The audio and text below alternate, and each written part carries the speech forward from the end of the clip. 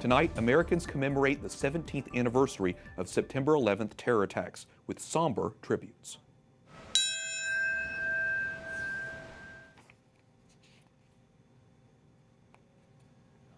In New York, a moment of silence was held at 8:46 a.m., the moment the first plane hit the North Tower, as well as when the second plane hit 18 minutes later. As is tradition, the names of the victims were read by loved ones.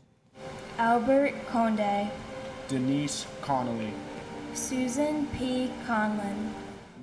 Nearly 3,000 people died in the attacks on 9/11. The events still shape American policy, politics, and everyday life. Tonight, two powerful light beams will soar into the night sky from Lower Manhattan in the annual tribute.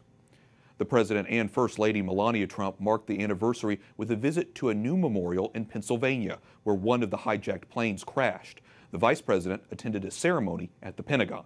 White House Correspondent Mark Irons reports. Good evening, Mark. Good evening, Wyatt. President Trump paid tribute to the men and women who lost their lives on Flight 93.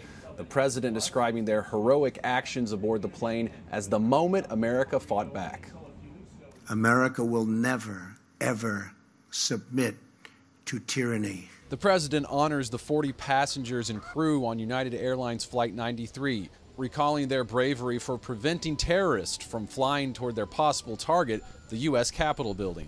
Some said the Lord's Prayer, and then they bravely charged the cockpit. They attacked the enemy. They fought until the very end. It was his first visit as president to the Shanksville site, where he says a piece of America's heart is buried. But in its place has grown a new resolve to live our lives with the same grace and courage as the heroes of Flight 93. Outside Washington, the lives lost at the Pentagon were remembered one by one. Suzanne M. Kelly, Mary Jane Booth, Vice President Mike Pence offering words of comfort to the victims' families. We know you bear a special burden, but we gather here in the shadow of the building where your loved ones departed this life to say that you do not bear that burden alone. I'm told at St. Patrick's Cathedral in New York City today, all masses were said in remembrance of victims, families, and first responders on 9/11. Wyatt. Mark, the president is a New Yorker. He lived in the city during the 9/11 attacks. It is personal for him.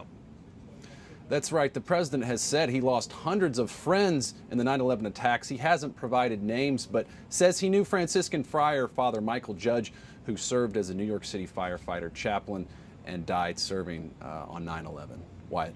White House Correspondent Mark Irons reporting. Thanks, Mark.